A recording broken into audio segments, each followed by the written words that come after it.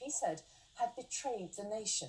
But he did admit to what he called errors over human rights during his brutal 37-year rule.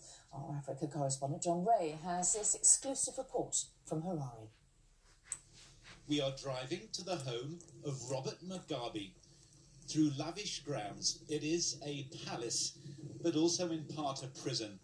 There are soldiers watching, his wife Grace warns, as she ushers us in. She watches too. Her husband's every move. Deprived of power, he seems diminished, but he wants to speak, for the first time, about his downfall. It was truly a military takeover.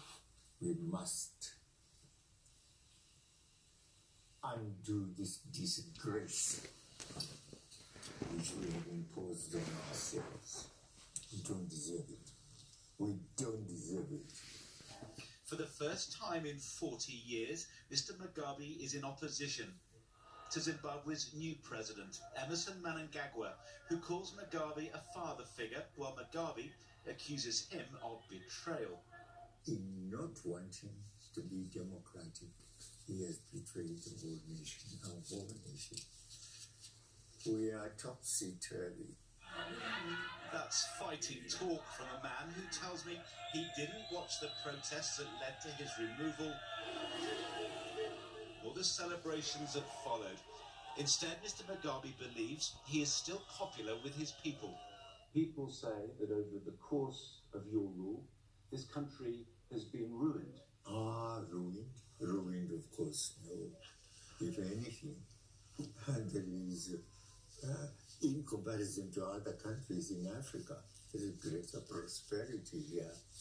And people have their land. What about the human rights abuses that so many people... Yes, we have been accused of that. And on that side, yes, some errors were done.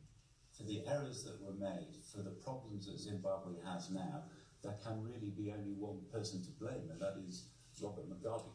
No, we weren't that bad in comparison to other countries. Where the world sees a tyrant, his family sees a victim, albeit living a life of luxury far beyond the dreams of their impoverished countrymen.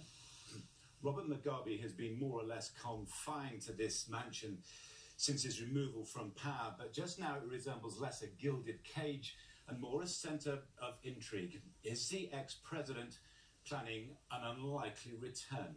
Do you think you could be the president again? No, I don't want to be the president again. No, of course. I'm now 94. Mr. Mugabe claims he wants to help his country restore democracy. This from a man accused of stealing election after election. Another is planned in a few months, and even from this, his splendid isolation, Mr. Mugabe is demanding a say. John Ray, ITV News, Harare.